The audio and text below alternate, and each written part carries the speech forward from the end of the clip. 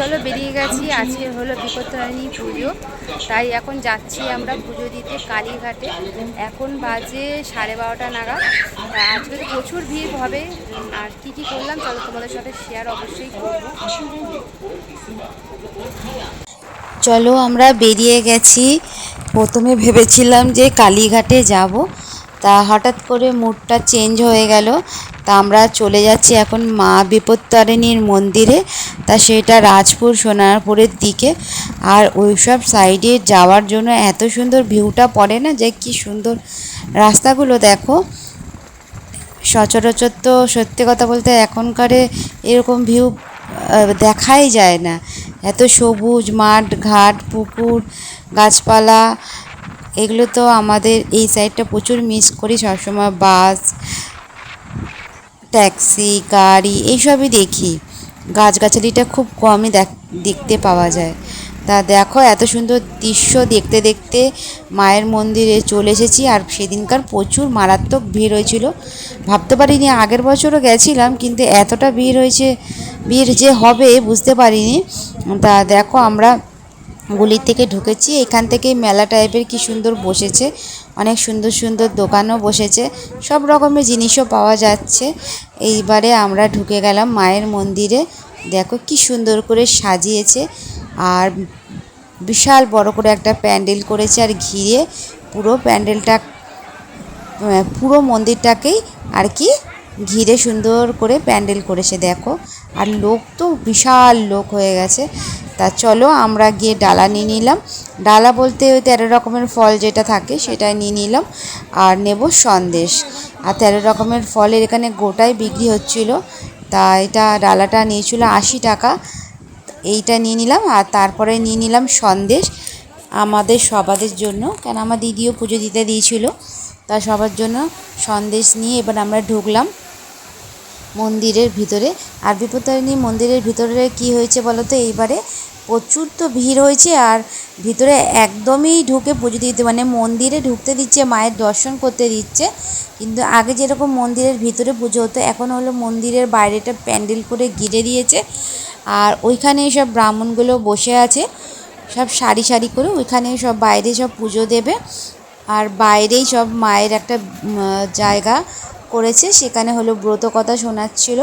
সেখানে আগে তোমরা পুজো করে নিয়ে তারপরে ব্রত কথার ওখানে গিয়ে ব্রত কথা শুনে তারপরে মায়ের সিঁড়ি থেকে উঠে উপরে দোতলার উপরে যেহেতু মাকে রাখা আছে, ওখানে গিয়ে তুমি জাস্ট দর্শন করো আর বেরিয়ে যাও, এই সিস্টেমটাই করেছে। তা আমরাও দেখলাম সবাই এখানে পুজো দিচ্ছে, ওই জন্য আমরাও দাঁড়িয়ে গেলাম পুজোটা দিয়ে দিই। কারণ হলো যখন এত দূর এসেই গেছি, তা এরকম নিয়ম আগে ছিল না, এখন হয়েছে, কিছু করার নেই। তা সবাই যখন দিচ্ছে আমরাও দিয়ে দিলাম। এই যে দেখো সব ব্রাহ্মণগুলো বসে আছে, এদেরকে ডালা ধরে দিলাম। আর সামনে বক্স আছে, ওখানে দক্ষিণা দিলাম। নাম গোত্র নিজেকে বলতে হলো, মাকে মনস্কামনা জানিয়ে ওরা একটু পুজো দিয়ে দিল, আর ফল দিতে হলো। আর দেখো মোটামুটি ওখানে পুজো দেওয়া হয়ে গেছে। এবার চলে এসেছি এখানে ব্রত কথা শুনতে। ব্রত কথা শুনে এবার চলে গেলাম মায়ের মন্দিরে মাকে দর্শন করার জন্য। এই যে দেখো কি সুন্দর সুন্দর ঠাকুরগুলো মূর্তিগুলো এখানে রাখা আছে, রাধাকৃষ্ণ লক্ষ্মীনারায়ণ মনসা, খুব সুন্দর বড় বড় মূর্তিগুলো, দেখেও বেশ শান্তি লাগছিল।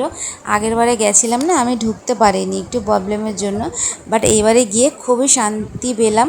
আর কি সুন্দর ওখানে সাজিয়েছে মাকে, দেখার মতো। বেশিক্ষণ দাঁড়াতেও দিচ্ছে না, ফটো তুলতে দিচ্ছে না, ভিডিও করতে দিচ্ছে না, কোনো রকম লুকিয়ে ভিডিওটা করলাম। তা মাকে দর্শন করো সবাই, মা বিপত্তারিণীকে, সবার যেন মা মঙ্গল করে আর সবাই সুস্থ থাকে ভালো থাকে, অনেক অনেক আশীর্বাদ যেন মা সবাইকেই করে।